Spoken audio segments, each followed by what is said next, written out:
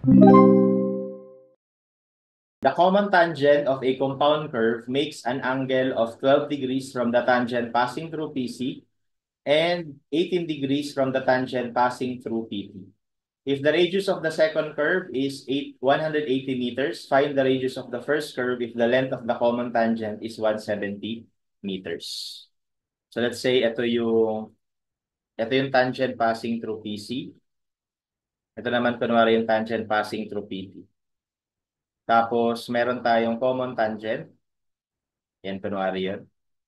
Tapos sabi niya, 12% daw to. I mean 12 degrees. Ito naman ay 18 degrees. Okay? Tapos kunwari ito yung ano natin, compound curve. So ito yung PC, ito yung PT, ito yung, sorry. Yan yung PCC. Ito naman yung PT.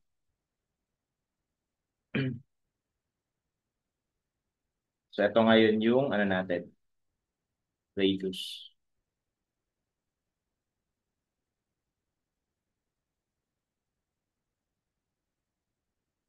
Okay?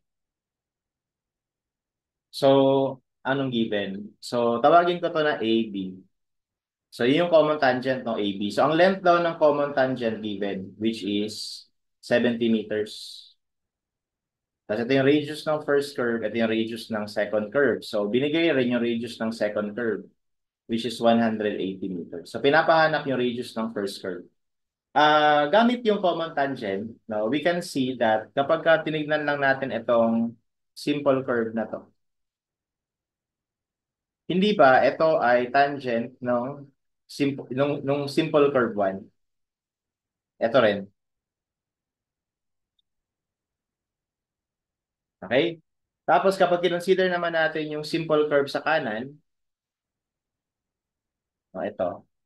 Ito naman, lilitaw na ito naman yung tangent ng second curve. Ito naman din yung tangent ng second curve dito. So lumalabas yung length AB is just sum of the tangents of the simple curves comprising the compound curve. Ano nga ulit ang formula ng tangent? So kung nakalimutan, drawing ka lang ng maliit na simple curve. Okay, di ba ito yung tangent, ito yung radius. Tapos mag-drawing ka ng line dito, ito ay 90 degrees, ito ay I over 2, so ito ay I. So ibig sabihin, using this triangle, you can use tangent of I over 2 is equal to opposite side is T. Tapos adjacent side is R. So lalabas yung T ay R tangent I over. So ibig sabihin, ito, pwede nating isulat na R1 tangent of I1 over 2 plus R2 times tangent of I2 over 2. Okay? And then yung R1 natin, yun yung hinahanap. Yung I1 lumalabas, ito na yun. Diba? Tapos yung I2 naman natin, ito naman yun. Okay? So, and then yung R2 given. So, masasolve na natin.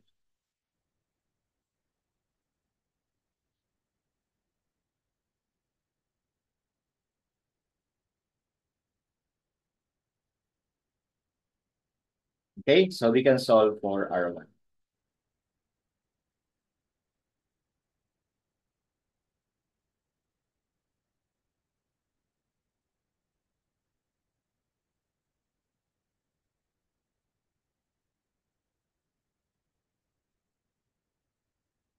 So, that gives us 394.75 or 76.